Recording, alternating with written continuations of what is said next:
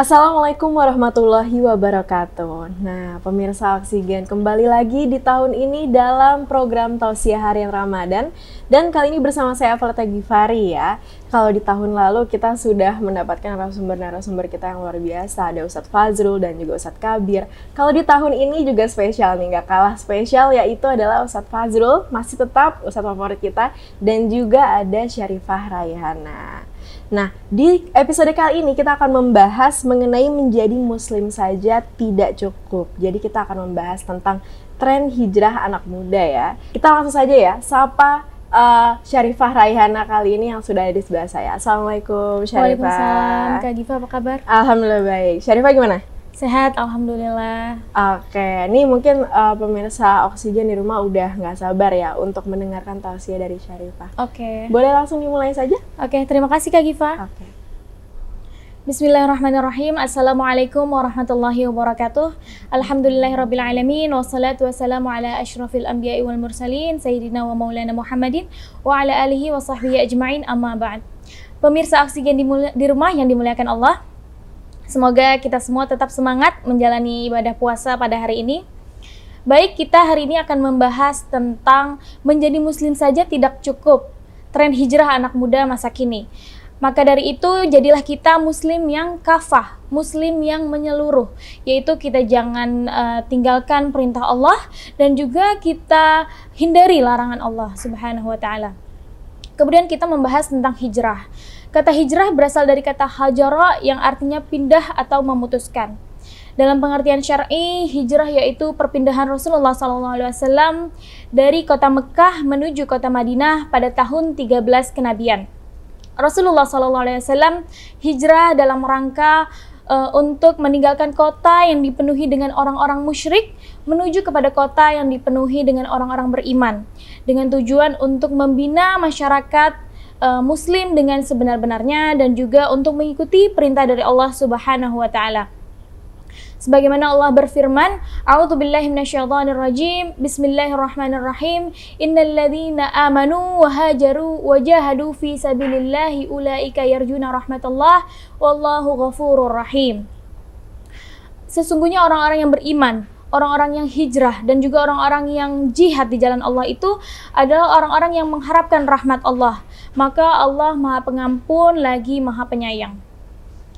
Pemirsa Oksigen di rumah yang dimuliakan Allah, kata hijrah disebutkan sebanyak 31 kali dalam Al-Quran.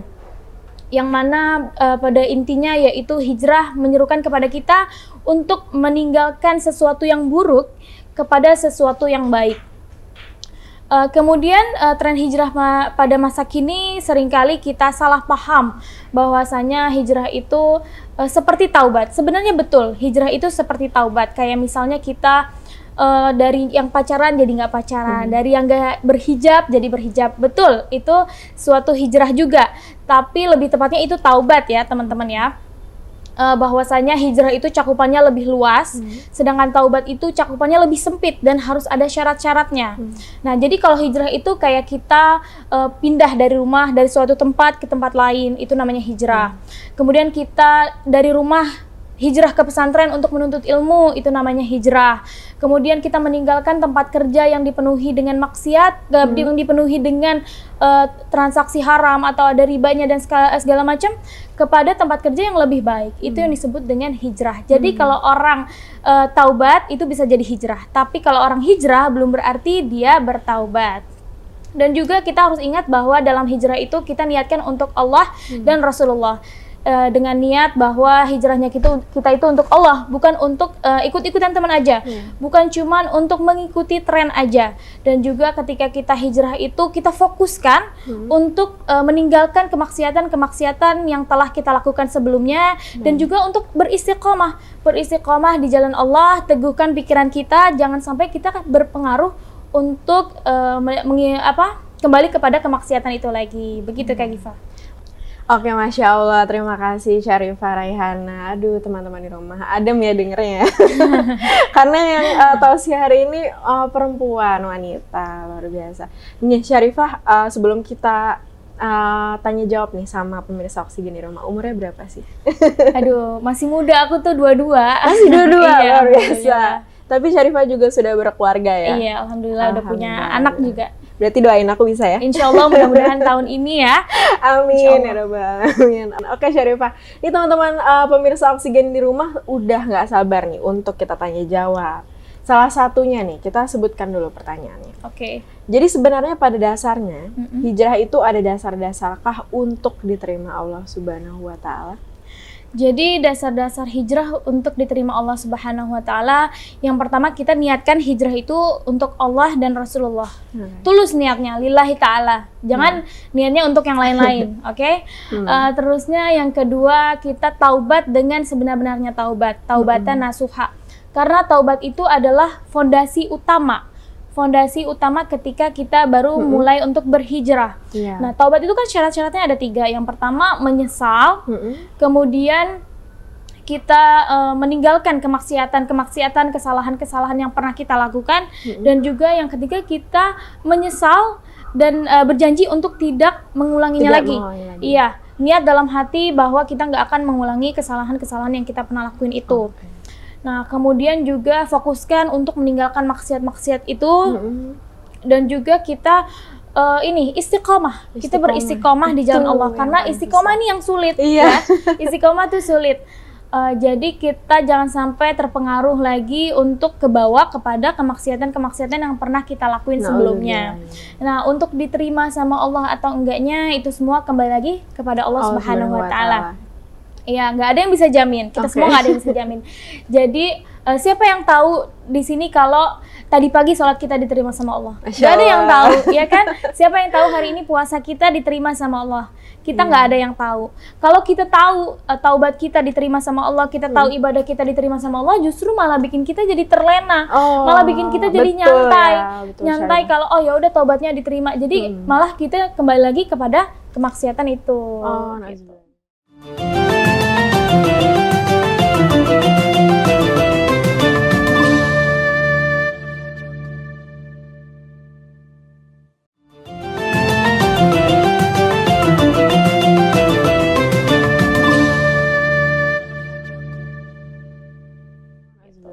Jadi memang kita tuh harus berusaha dan pasrah setelahnya gitu ya. Iya, betul.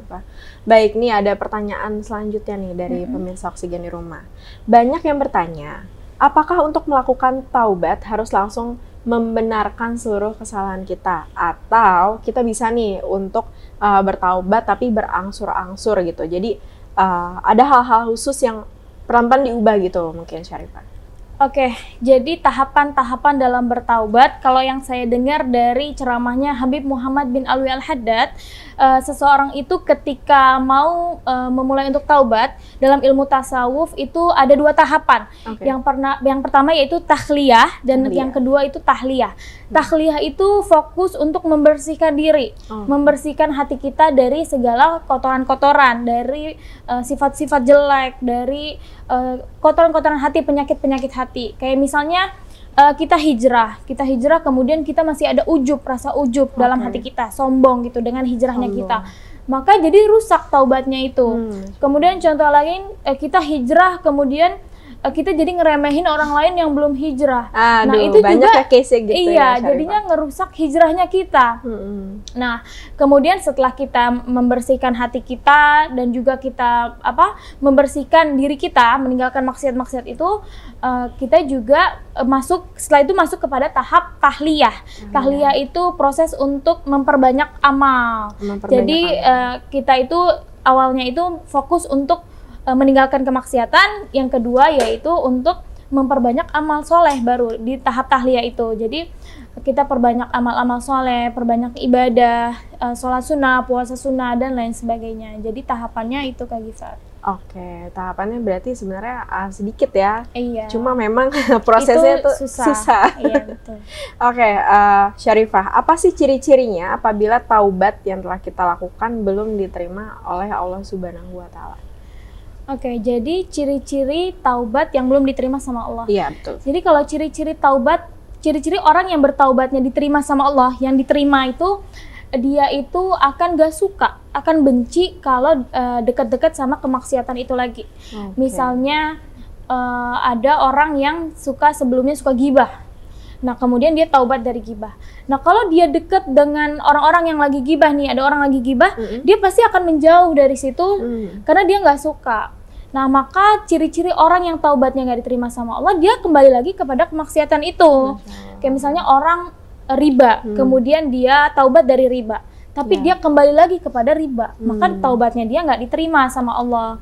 Jadi ciri orang yang belum diterima taubatnya sama Allah itu dia kembali lagi kepada kemaksiatan itu. Jadi memang seperti itu ya kalau misalnya misal kita belum pakai hijab nih, Syarifah. Terus kita tiba-tiba pakai hijab gitu, terus kita copot lagi, terus itu dia nggak istiqomah taubatnya. Tapi berarti kalau misalnya tidak istiqomah, berarti belum diterima gitu ya? Iya, belum benar-benar taubatnya, belum benar-benar. Sepenuh hati, belum lillahi ta'ala taubatnya. Tapi apakah dari situ Allah melihat niat kita sebenarnya tuh niatnya baik loh, cuma memang istiqomah itu sulit gitu? Iya, betul. Sebenarnya itu udah baik ya, udah itikat baik mau mencoba pakai hijab, tapi alangkah lebih baiknya kalau seterusnya, jangan dibuka-buka lagi gitu. Jadi jangan kita salahin juga sih orang-orang yang buka tutup. Ya bisa juga, karena mereka berusaha juga ya. Berusaha. Oke, selanjutnya nih Syarifah dari teman-teman di rumah bahwa mereka bertanya, sebenarnya pintu taubat itu kan tetap seizin Allah Subhanahu wa Ta'ala. Tadi Syarifah udah jelaskan di awal ya. Tetapi di sisi lain, taubat juga harus dikejar oleh kita sendiri nih. Nah, itu bisa dijelaskan nggak masuknya seperti apa? Iya, pintu taubat, hidayah itu semuanya punya Allah ya. Nah, tapi kita sebagai seorang muslim tentunya kita harus berusaha menjadi muslim yang lebih baik lagi setiap harinya. Sebenarnya pintu taubat, hidayah itu udah Allah kasih kepada kita. Setiap hari udah Allah kasih, udah Allah buka lebar-lebar buat kita. Iya. Tapi kitanya aja yang nggak nyadar, kita yang nggak tahu kalau sebenarnya Allah tuh udah ngasih hidayah ke kita. Kita yang nggak nyadar kalau Allah tuh sebenarnya sesayang itu sama kita. Allah lagi nungguin taubatnya kita. Nah, jadi sebenarnya kita yang harus mengejar, kita yang harus berusaha untuk mendapatkan pintu taubat itu, gitu. Jadi memang setiap hari itu pintu taubat selalu dibukakan tuh kita ya. Allah selalu nerima taubat kita, walaupun dosa kita sebanyak apapun. Masya Allah. Ini harus jadi PR di rumah ya buat pemirsa Oksigen nih di rumah. Jadi kita harus sadar bahwa setiap hari ini ada kesempatan loh untuk menjadi pribadi yang lebih baik. Betul, nggak ada kata terlambat. Betul, Syarifah. Oke nih, selanjutnya nih, Syarifah, bagaimana bagi kita untuk menghindari fitnah di akhir zaman? Oke, jadi pesan Rasulullah SAW bagi kita umat Islam untuk menghindari fitnah akhir zaman yaitu kita untuk bersegera melakukan amal baik. Jadi kalau ada sesuatu niat baik yang mau kita lakuin itu disegerakan dan juga mendekatkan diri kepada Allah Subhanahu wa Ta'ala. Pastinya. Iya. Dan juga kita berdoa sama Allah, minta sama Allah untuk dihindari dari fitnah akhir zaman, dihindari dari fitnah dajjal karena itu naudzubillah sangat menyeramkan. Kemudian juga kita minta sama Allah, berdoa sama Allah untuk dimatikan dalam keadaan husnul khatimah. Amin, amin. Karena dimatikan dalam keadaan husnul khatimah itu adalah sebaik-baiknya pulang kepada Allah. Masya Betul. Allah. Karena mau setinggi apapun ilmu kita, kalau nggak dimatikan dalam keadaan husnul khatimah percuma, gitu ya. Iya, betul. Jadi kalau dimatikan dalam husnul khatimah itu sebaik-baiknya pulang kepada Allah Subhanahu wa Ta'ala. Kemudian juga kita sabar dalam menghadapi fitnah akhir zaman. Sabar dalam menghadapi semua ujian-ujian, sabar dalam ketaatan kepada Allah Subhanahu wa Ta'ala. Oke, Syarifah, ini last question nih dari pemirsa Oksigen di rumah. Dalam tren hijrah anak muda ini, apa saja sih yang harus dihindari dan dibenarkan? Oke, kalau yang dibenarkannya itu banyak ya sisi positifnya, karena banyak anak muda kita yang tertarik untuk lebih memperdalam ilmu agama. Betul, Syarifah. Banyak dari kita yang tertarik untuk berhijab dan lain sebagainya. Itu salah satu sisi positifnya. Nah, kalau yang tidak dibenarkannya itu, sisi negatifnya, kalau kita hijrah bukan untuk Allah. Kalau niat hijrahnya itu cuman untuk ikut-ikutan teman aja. Atau karena mungkin karena orang lain gitu. Iya, karena gebetan, biar dilihat gebetan. Nah, itu jangan sampai kita hijrah untuk itu, bukan untuk Allah. Jadi hijrahnya harus untuk Allah Subhanahu wa Ta'ala. Oke, luar biasa. Terima Iya. kasih Syarifah sudah memberikan tausiah dan juga tanya jawab sama pemirsa Oksigen di rumah nih ya. Alhamdulillah. Dan teman-teman, tanpa sadar nih, mungkin sudah mendekati waktu berbuka puasa ya, Iya. Syarifah. Kita juga mau buka puasa dulu nih ya, Iya. pemirsa Oksigen. Kalau begitu, terima kasih telah menyaksikan tausiah harian Ramadan bersama saya Fathia Ghifari dan juga kali ini bersama Syarifah Raihana. Jangan lupa untuk saksikan episode selanjutnya. Wassalamualaikum warahmatullahi wabarakatuh.